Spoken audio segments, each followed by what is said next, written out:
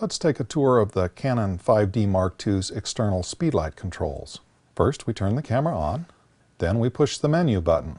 Now we navigate over to the 7th screen, where we find external speedlight control. Push Set, see Flash Function Settings, push Set, and now we see the full complement. First up is the flash mode.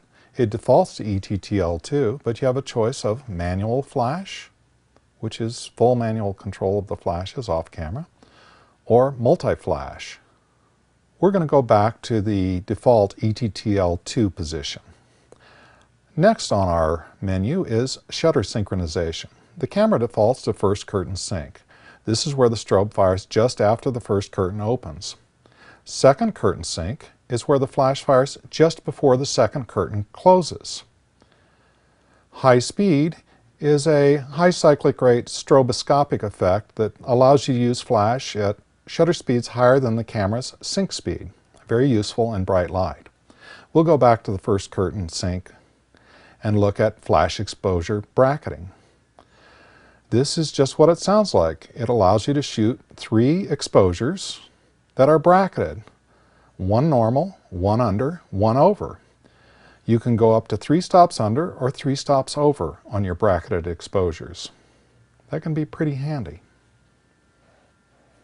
Flash exposure compensation is the next dial, and this is an overall flash exposure compensation. This allows you to go up to 2 stops underexposed or 2 stops overexposed in half-stop increments. We'll leave it at 0 for right now. The metering method is next. In ETTL2, you can use evaluative or averaging. You'll want to do a test and see which works best for you. We'll leave it in the default position. Next up is the zoom control. This controls the zoom reflector on your speedlight. Auto allows the speedlight to track your short zoom, something like a 24-105, would automatically be tracked as you zoom.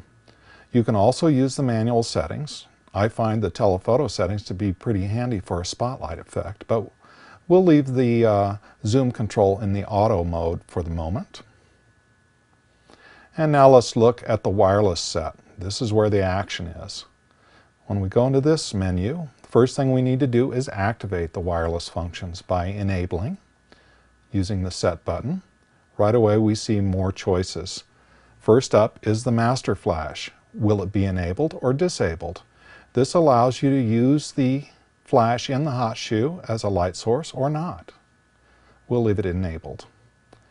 Now we need to look at the channels. If you're working in an environment with multiple Canon speedlight shooters, you could have crosstalk, so you want to make sure that you're working on your own channel and that your slave and master are on the same channel.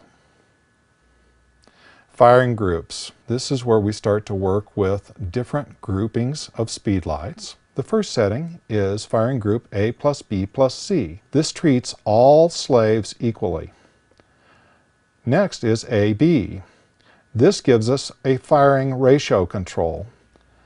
With this, we can rotate counterclockwise and send the bulk of the light to the A slave. If we go clockwise toward the B side, we can send the bulk of the light toward the B slave.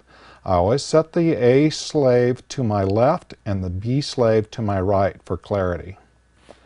We'll go back up and investigate the next firing group, which is A, B, C. In this mode, you get group C exposure compensation. You still have the ratio control on A and B, but now a third slave group, C, can be controlled independently through its own dedicated exposure compensation. You have up to 3 stops under to 3 stops over exposure compensation in half-stop increments. Now we'll exit the wireless set and look at the last screen on the main flash function setting, which is flash firing, enable or disable. With this simple control, you can shut everything down by disabling it and go back to available light shooting when you wish. Enabled, all the flashes work. We'll use the menu button to back ourselves back to the main camera screen, and that's the end of our tour.